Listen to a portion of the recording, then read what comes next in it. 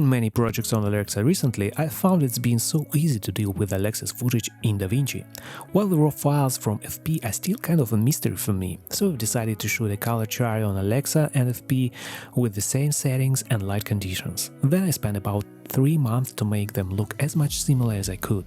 I've tested 7 different ways of matching the colors using third-party software, using different schemes in DaVinci, but making everything manually using curves and colors matrix turned out to be the most precise way of matching these two cameras. So here it is, introducing a true FP to Alexa LUT. It includes 2 versions, fp to ARRI Alexa LUT and fp to ARRI Alexa 709 LUT. You can buy it by clicking on a link in the description below. Well, the second LUT you can use with your monitor or for editing purposes. The first one is the way to go with the grading in ARRI-like workflow. In order to use this LUT, first you need to change your camera raw settings in a camera raw tab. Set the code using toClip. Make sure you set the right custom balance. It is very important because my FP always writes something strange in here in metadata. It was shot with 4300 kelvins and let's set tint to 0.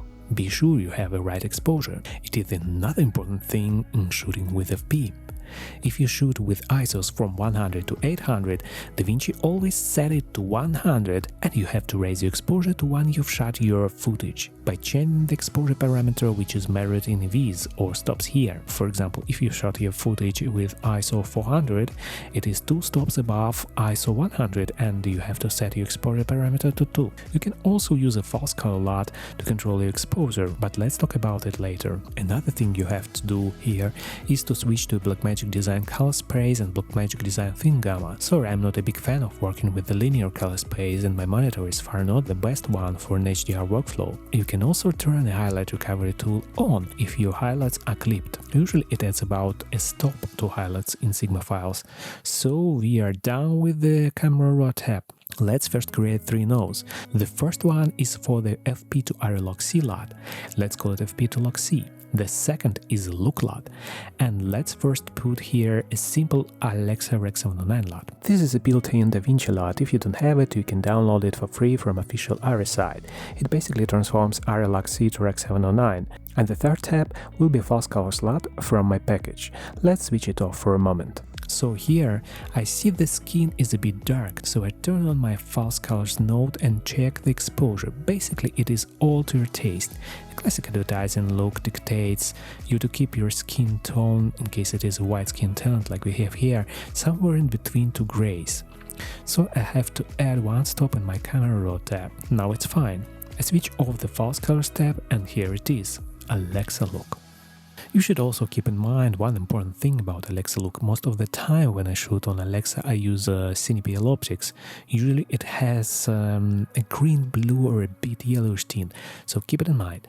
If you shoot using a kit lens like I use here, it will give a red magenta tint on the skin, especially if you have a light source directed into the camera. But colors are still very close to Alexa. What do you think? Not impressive at all, right? I guess the setup is quite boring, even Alexa Look won't save it. But things change when you have greens in the frame or a sky. Look at this. I did it the same way with 3 nodes, just white balance is different. Look how soft and nice it is, but it is a very basic Alexa 709 look. We can still make it better. Why not try color space transform instead of ARRI Alexa to Alexa 709 LUT this time? Let's reset this node with the standard ARRI Alexa to Alexa 709 LUT and go to Effects tab. I set ARRI Alexa as an input color space and ARRI Alexa as an input gamma. This plugin do the same what the standard Alexa LUT does, but a bit differently. In this kind of workflow with fp to Alexa LUT, you have to do all your primary grading here after the Alexa LUT and before the Look or Alexa 709 LUT, in our case before the color transform plugin. Let's add some color. I add a new tab and call it Saturation. I go to the Channel Mixer tab, raise all the channels up to the maximum. And then in the K tab I change the K output parameter to mix this color node. This is much more beautiful, before and after. Let's work with the contrast, just a tiny bit. I will create another node right before the color tab and call it Contrast. I adjust shadows, mids and highlights to my taste, holding an Alt-K to affect only Luma. Now it's much better. Maybe we need some noise reduction. I want to affect only chroma noise because luma noise looks nice on FP like on an Alexa. Let's see what we've got. The greatest thing about working in Alexa workflow is that finally you can use a lot of available LUTs on the market created for Alexa, like I have here, for example.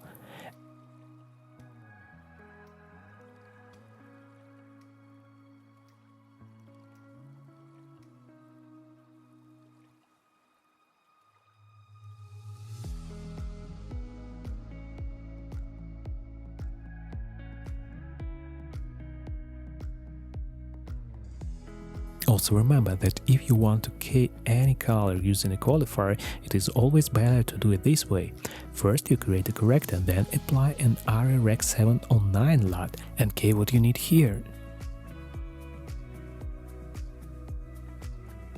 Then just pull a key information to your corrector node. You need to do it, because it is very difficult to key something in a locked color space since it is very flat and all the colors are very close to each other. My LUTs you can buy by clicking on a link in the description below. The package includes 2 fp.To ARRI LUTs and a false color LUT. So if you have any questions, doubts or ideas how to make my channel better, please leave the comments below. If you like my channel, click subscribe and also subscribe to my Instagram account, and thank you for watching.